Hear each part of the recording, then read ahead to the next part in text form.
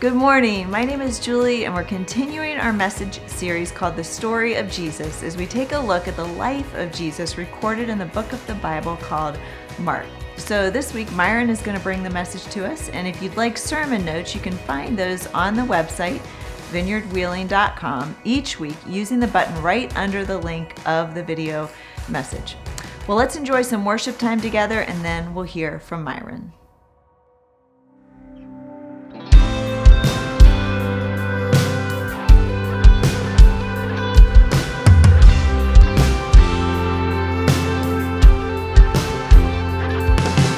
Sometimes on this journey, I get lost in my mistakes.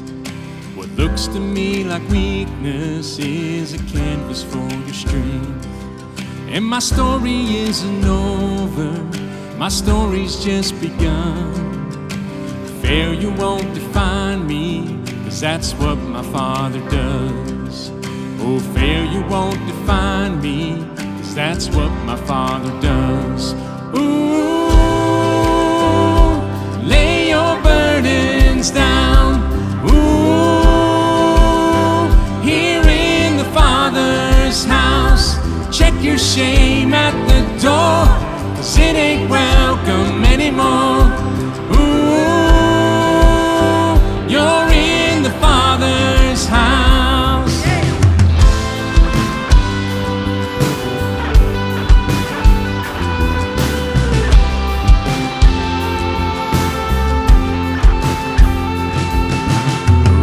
Not the end game, the journey's where you are. You never wanted perfect, you just wanted my heart. And the story isn't over if the story isn't good. Failure's never final when the Father's in the room. Failure's never final when the Father's in the room. Ooh. Burdens down, ooh, here in the Father's house. Check your shame at the door, 'cause it ain't welcome anymore. Ooh, you're in the Father's house, yeah.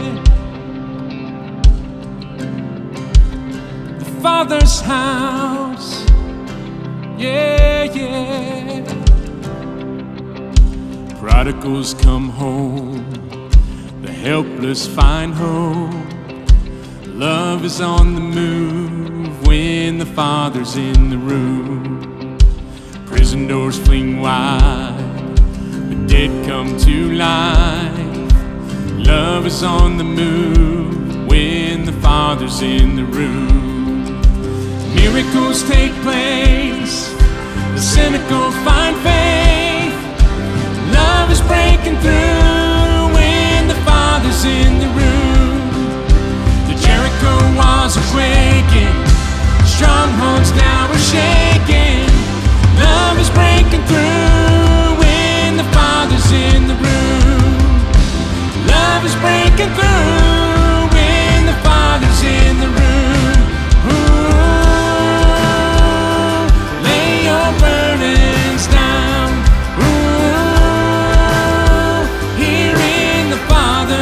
House. Check your shame at the door, 'cause it ain't welcome anymore. Ooh, you're in the Father's house. Ooh, lay your burdens down. Ooh, here in the Father's house. Check your shame at the door, 'cause it ain't welcome anymore. Ooh, you're in the Father's house. Hey everyone, pumped that you're with us, watching on YouTube or Facebook or church at home, sitting in a living room or on the podcast while you're driving, wherever you're consuming it. Special shout out to our East Wheeling campus, the Hearts of Hope, the Hands of God campus down there. Pumped you're tuning in and worshiping and being with us today. And so we're continuing our study of Jesus, his life through the book of Mark, and it has gotten really intense the past couple weeks. Chris, incredible message about Jesus' entry into Jerusalem, kind of kicking off the most important week in human history. We refer to this week that we're going to study for the next month or so, Holy Week, and churches hold on to that and that language, and this is maybe the most significant week ever to happen on the face of the planet in all of human history. And so Jesus comes into the city of Jerusalem on the donkey, and they're laying down palm branches, and they're shouting, Hosanna, here comes the King, and this incredible parade unfolds. And then he walks into the temple, and he just kind of looks around, and he leaves, and he goes and sits out or camps outside the town. And the next day he comes in, and Jen last week unpacked where he wanted some figs, and he saw a fig tree and leaf. And when you see a fig tree and leaf, even if it's not the season for figs, there should be some type of edible food on it. He goes up and says it's empty. He curses it. Everyone's like, oh my gosh. And then Jesus goes into the temple, back to where he just went the day before, and mic dropped because he didn't say anything. And he flips tables and chairs. It looks like it's a Snickers commercial, like, Jesus, you ain't you when you hungry. Like, he didn't get them figs on the way in. But Jen beautifully unpacked that he wasn't hangry. He wasn't throwing a temper tantrum. He was being the righteous judge, holy God that he is, and just bringing some clarity of you guys have messed this thing up. You should have been a light, a hope, a beacon, a people set apart, and you've kind of missed it. And so then he does that. He flips the tables and chairs, and he starts to teach them for the rest of the day. And then he goes back out of the city to camp again because he has nowhere to stay in the city because there's so many people there because it's Passover, and they're celebrating their Independence Day, basically, from the captivity in Egypt. And there's so many people. He stays outside the city, and he's coming back.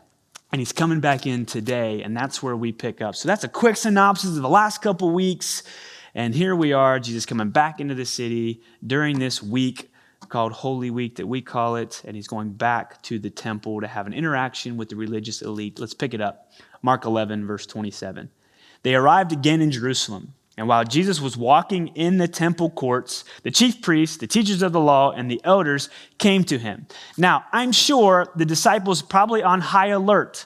If you remember when we were talking a few weeks back through this series, Jesus is on the road to Jerusalem, to where we are now, and he tells his disciples 3 different times, hey, the chief priests, the Pharisees, the religious elite, they're the ones who are going to beat me, flog me, and ultimately crucify me. And so when they see this group of people having an interaction with Jesus in the temple, they might be thinking, okay, is he serious? Is this about where it's going to go down? How's this going to happen? These people are right here in front of him right now. And you see the chief priests, the teachers of the law, and the elders are called the Sanhedrin. They're about 70, they are 70 elders that make up this group, and they are the supreme court of the nation. Not just judicially, but morally, ethically, spiritually.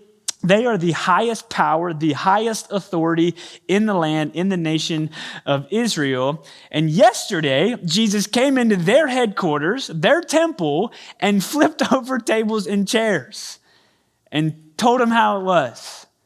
And so now they probably spent the whole entire night on Zoom, okay, all right, how are we going to get this guy next day? Okay, they're probably just sitting around fires or candles or lanterns, but they're having probably meetings okay, how are we going to get this guy? And they show up. All power, all authority, the highest authority in the known land, in the capital city, in the headquarters, where their stomping grounds. And the disciples are probably thinking, man, is this really going to happen? Is this really going to go down the way Jesus said 3 times it was going to go down? And so this group asks him a question, verse 28. By what authority do you do these things? I'm sure they're kind of referencing yesterday. Who gives you the right to come in and do what you did? And I'm sure they're referencing all of his teachings and all of his miracles. What authority do you do these things? They asked, and who gave you the authority to do this? Jesus replied, I will ask you one question. Answer me, and I will tell you by what authority I do these things. This is wild. Jesus, you ever heard of a Jesus juke? He jukes people all the time. They ask him a question, or they want to do something. He's like, whoop, sideswipe, not going to do it. I'm going to ask you something. I'm going to take this a different direction than what you intended. He Jesus jukes him, and I love it. And it's kind of like this.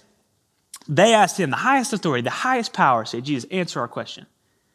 And Jesus is like, nah, I'm not going to do it. It'd be like you getting summoned to the Supreme Court of the United States of America, the highest court in the land. You're there to testify, put your hand on the Bible. I solemnly swear to tell the whole truth, nothing but the truth, so help me God. And the judges ask you a question. You go, no, Judge, I'm going to ask you a question first.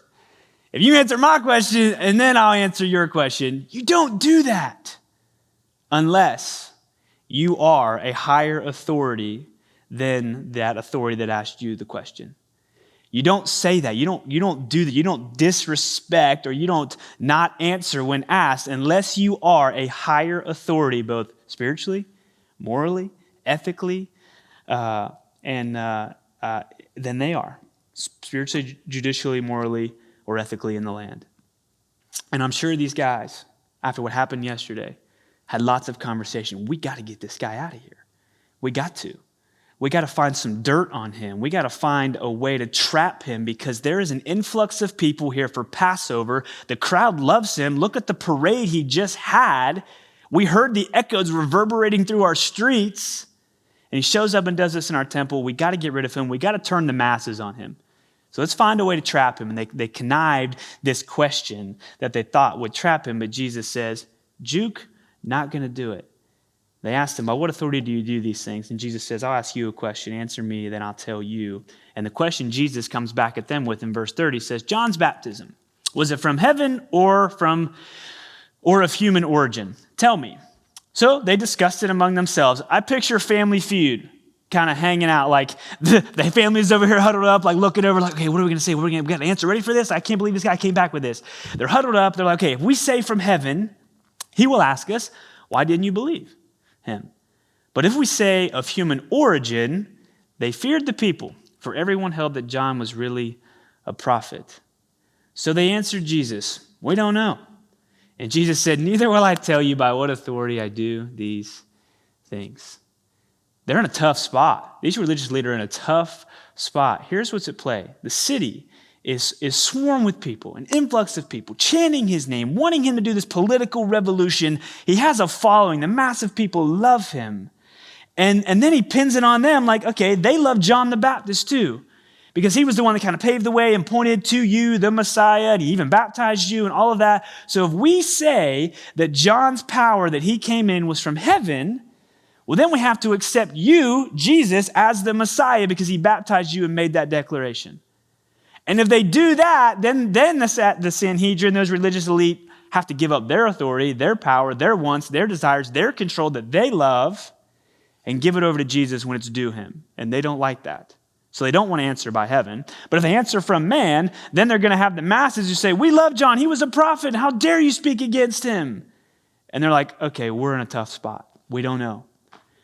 And Jesus humiliates, I think, this group of people who claim to have all spiritual authority, and they can't answer what about spiritual authority when it comes to John and him, or even Jesus and their authority.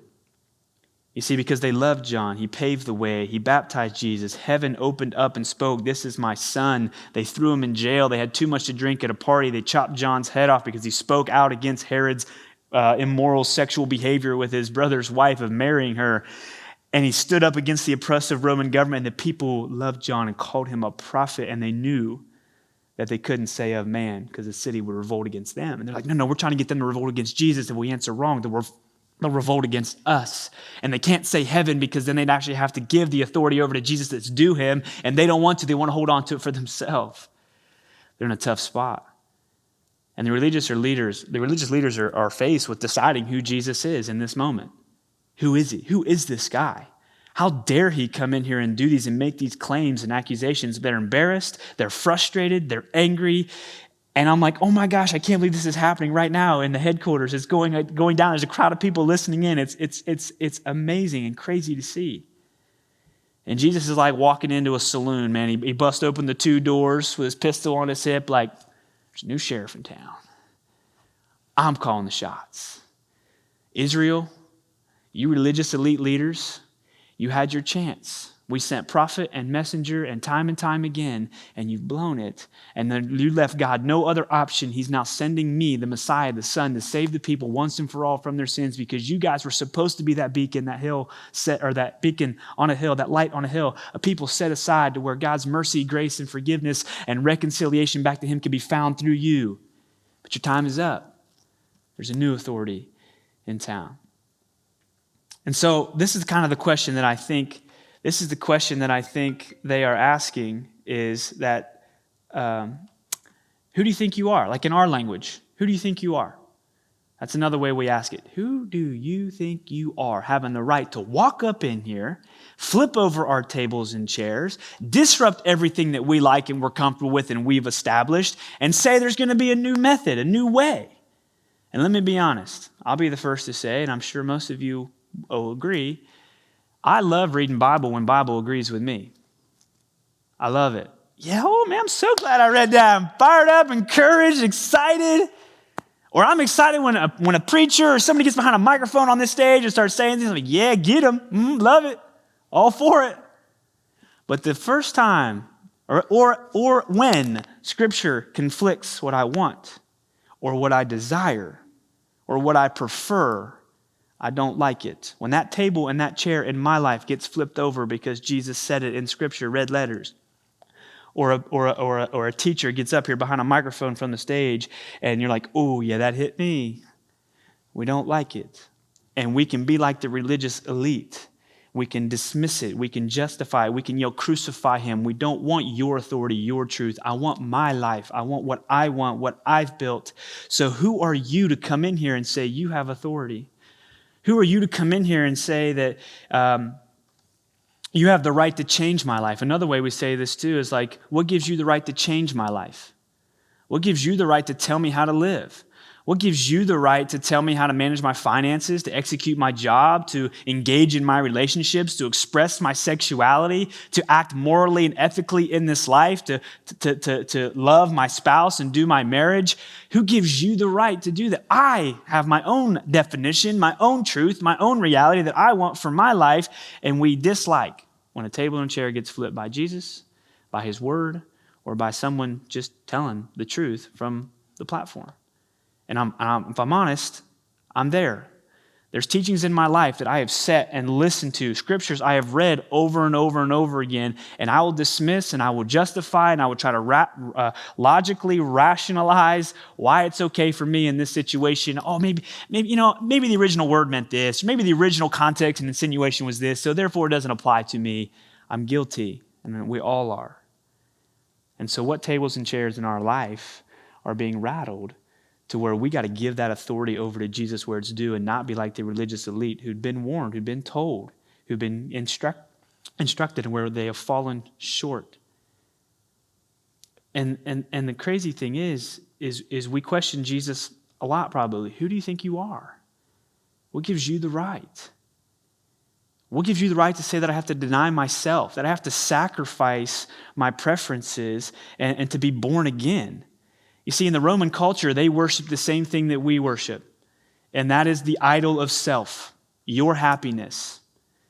Why in the world would anybody in America ever deny themselves their pleasure, their sexual orientation, their wants, their desires, their truth, their happiness? Why would we? We're so comfortable. That's what our culture is idolized. We've put that as the greatest authority over our life, is my happiness, my truth. And when Jesus says, I am the way, the truth, and the life, I am the new method in which you will reach the Father and have a relationship with him, it gets tension. Because we might think it's just so pure, it's so naive, I was born this way, what makes me happy? And culture embraces it and celebrates and loves it, and it becomes the highest authority, the idol in our life. And Jesus wants to flip those tables and chairs and says, no, I am the new sheriff in town. I am the new authority. I made you. I designed you.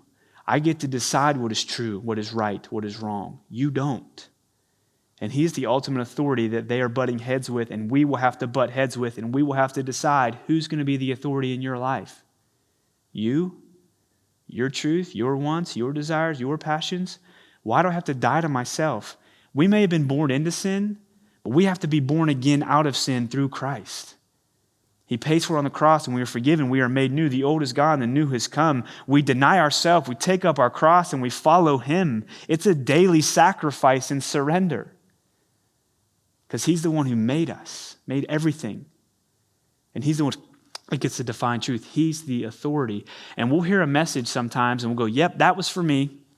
But you know what we do with it before we get to the car? We get rid of it, because if we kept it, we'd have to actually do something with it, and we don't want to do that. So what is it? What are the chairs and tables in our life? Jesus, this is what this entire story has been about. The fig tree, bringing light of what's happened and the reality of I am who I say that I am, and I'm going to change everything, and I am the authority, I'm the way to God. That's what this whole entire story has been about, this entry, the fig tree, the temple, and even today. And he says, hey, your guys' time is up. There's a new thing coming, it's me. But there's hope. And if it wasn't clear enough, Jesus breaks into story time. It's like Sunday school for the religious elite. He's going to give them a Bible story. He's going to give them a parable. And it says this in Mark 12. Jesus began to speak to them in parables. A man planted a vineyard. Parable is just a fictional story in their context that they would have understood very clearly of the heavenly meaning and the significance, the eternal significance in the story. They would have gotten it.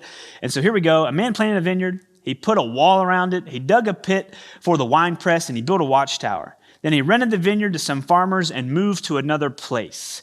The Sanhedrin are just embarrassed because of what happened. They couldn't answer the question. And now Jesus is sitting them down and lecturing them about a vineyard. You know, it just seems like, why are you telling this stupid story? But the reality is they would have understood, if we can go back and get the ears of the first century Jewish audience, they would have known exactly what Jesus is talking about, especially the religious elite, because they have a good understanding of Old Testament prophet and scripture. And so it'd be like this. It'd be like me telling you a story. I'm going to tell you a story about a nation. Once upon a time, there was a nation. I'm not going to tell you the nation, but it's the land of the free and the home of the brave. You'd be like, well, yeah, you're talking about us. Of course. They would have gotten it so clearly.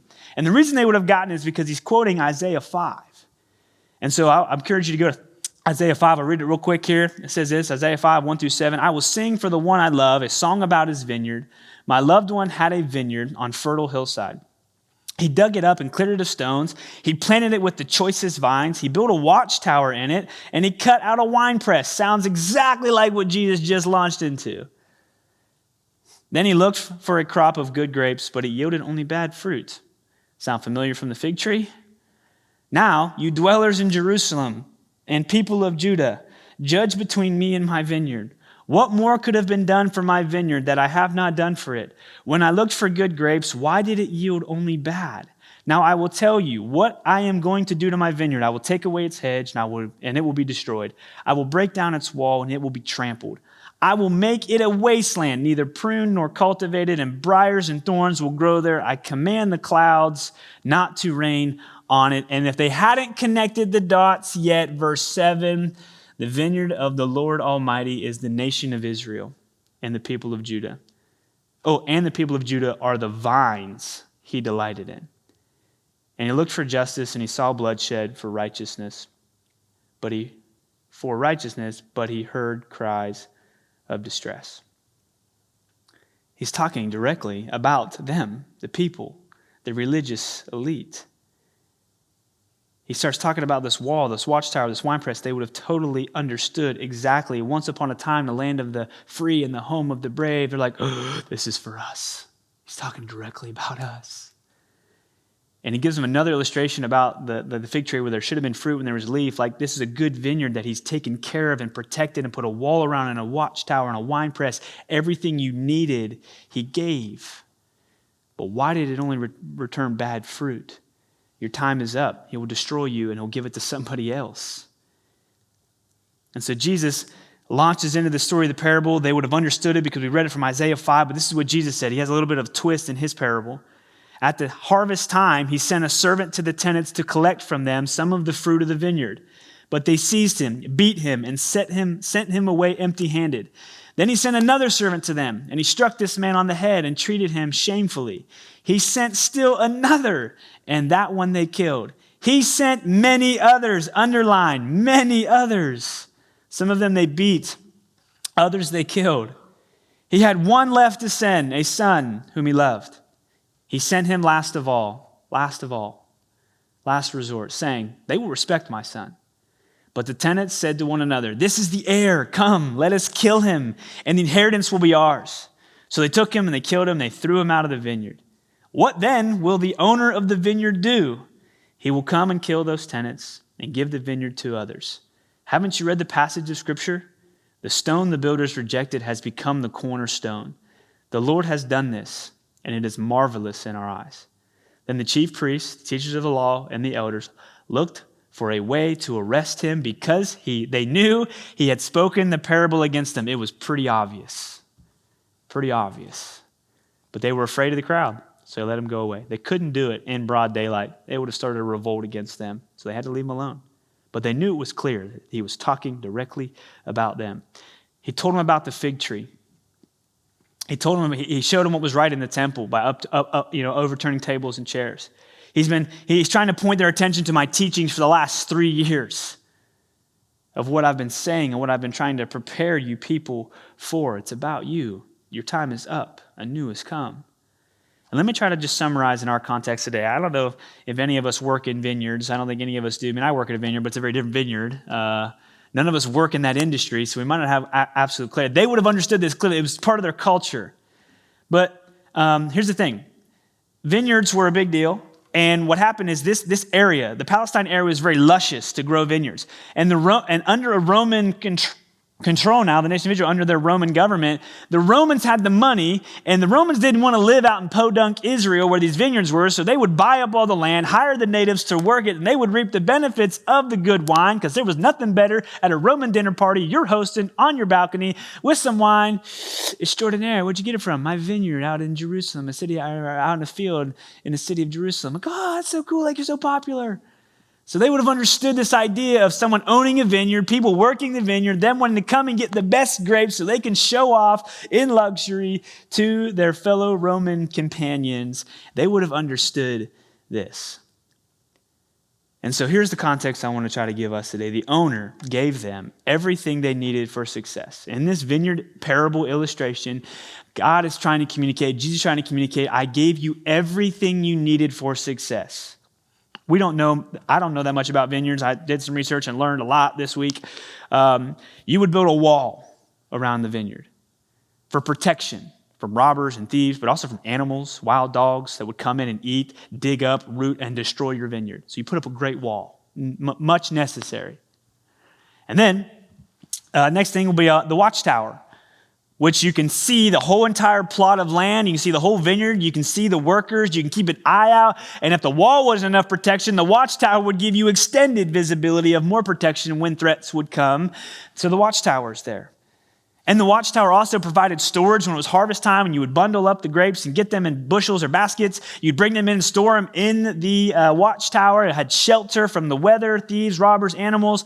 And then you had the wine press in the watchtower. You could actually make the wine in protection right there conveniently in your silo of storage. He gave them everything they needed. He also gave them the best seeds to plant, the best fruit to plant, so that when it would harvest time, it would be better fruit. The owner of the vineyard God gave the nation of Israel everything that they needed to succeed. To bring his love, his mercy, his reconciliation, his method and model for reaching the ends of the earth through them, gave them everything that they exceeded. But they blew it. They became self-indulgent on what God had intended for their good. They perverted and self-indulgent about my truth, my pleasures, my wants, my desires. They stacked on rules and regulations. It became about their authority and their power, and the nation of Israel kind of missed it. And I think about our context today. God has given you life here in America with an incredible freedom to worship how you want to worship.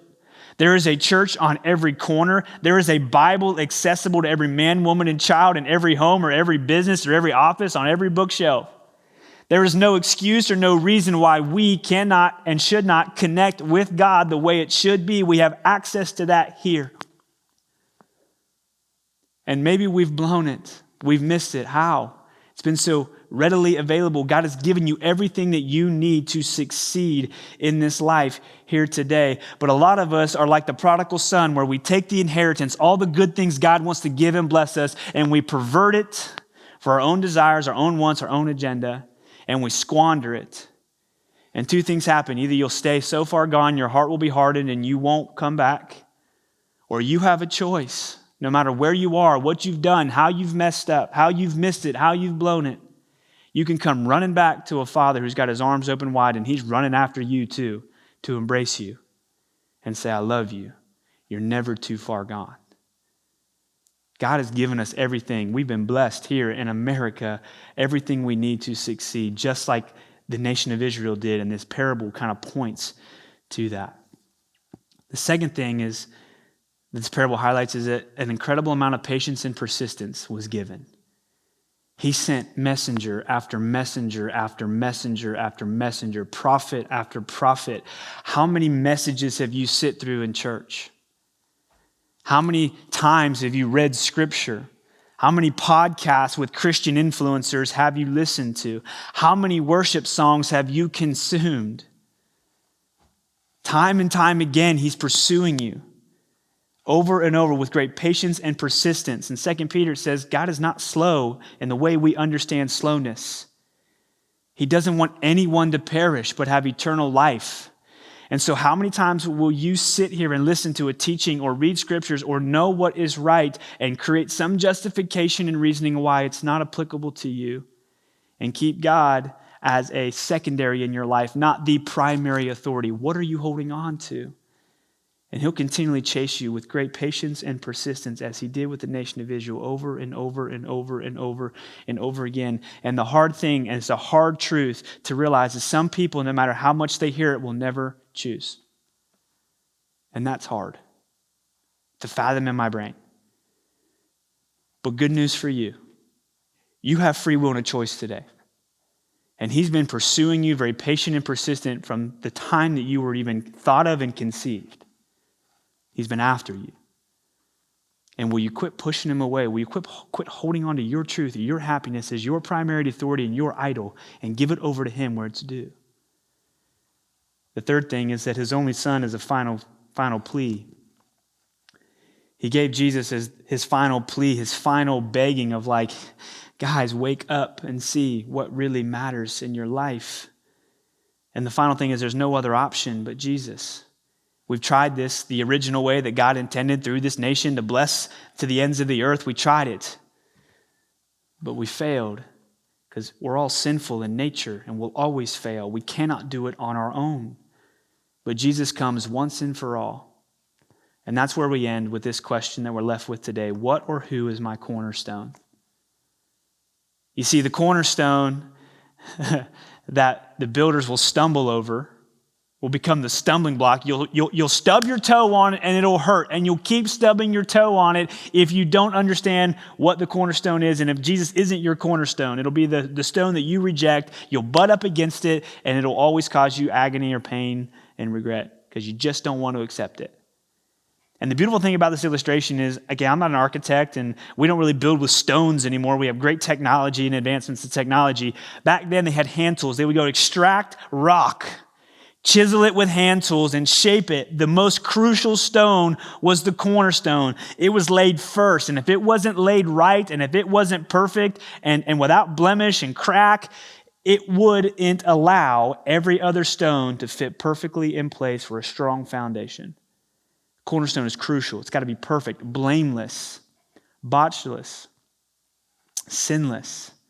And that's exactly who Jesus was, the perfect cornerstone without blemish that we have to build our life on. Every other stone, every other facet of our life, our job, our finances, our sexuality, our relationships, our marriage, our occupations, our morality, our ethical behavior and decisions, everything comes from this cornerstone of Jesus. And he very clearly says, you builders rejected it and you'll stub your toe and it'll be a stumbling block for you. But if you humble yourself and say, I'm not the greatest authority in my life. Jesus, I need you, the perfect, sinless sacrifice, the cornerstone in which my life, my foundation, my existence can be built on. Everything else will be plumb and square and in line, and it'll stay up. It will not fall, it will not crumble. It'll be a strong, sturdy life with Jesus as your cornerstone. So, my question to you, who do you think Jesus is? Who do you think you are, Jesus? What gives you the right to demand me denying myself and my desires and taking my cross and following you? Who is he to you? Is he the highest authority in your life that you'll surrender to and be obedient to? Or will you still hold on to one area in your life, like the rich young ruler, one thing in your life, his wealth, that he hadn't given over fully to Jesus? What is that one area? What table and chair gets rocked in your life that you don't like, but you want to hold on to it, that Jesus is asking you to give it over to him? He loves you. He's persistent. He's patient. And he wants a relationship with you. But that relationship comes with us denying ourselves, sacrifice, pick up your cross, and follow him. And so what will we do with that today? Let me pray. Jesus, I thank you that you radically love us to the point where you never give up. We're never too far gone. No matter how we've squandered the good and the blessing you've given us and everything that we have access to, that no matter what we've done with it, you still love us and you still pursue us and you still want a relationship with us. While we were still sinners, you died for us. Even though we were still in rebellion and blowing it, you still came, lived the perfect life, and paid the penalty for us. And I pray, Jesus, that we would accept that if we've never accepted that. And God, we would give over the authority in our life to you. You get to define what truth is. I don't. You are the highest authority in existence, not us and what we can conjure up and make. And we would realize that, we'd humble ourselves, and we would surrender, and we would give it all to you, and we would produce good fruit in our life.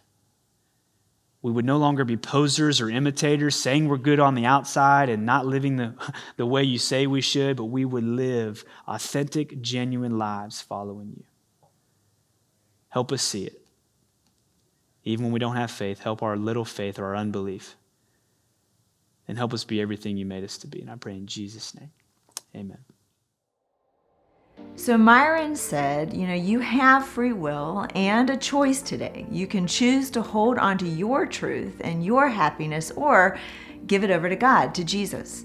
The Bible calls Jesus the cornerstone, and some reject this cornerstone and stumble over it, and others find this cornerstone, Jesus, is their reference point of stability, hope, and steadfastness. So the question is, what or who is your cornerstone? Where do you find your hope, your security? Is your cornerstone Jesus or someone else or something else? Who is Jesus to you, really? As you go through this week and you find yourself in different situations at work, at home, at school, on a team, in your neighborhood, ask yourself in those moments, who is Jesus to me in this situation? And as you do this, remember, Jesus comes to us from a place of loving us deeply and wanting what is truly best for us as we seek to follow him.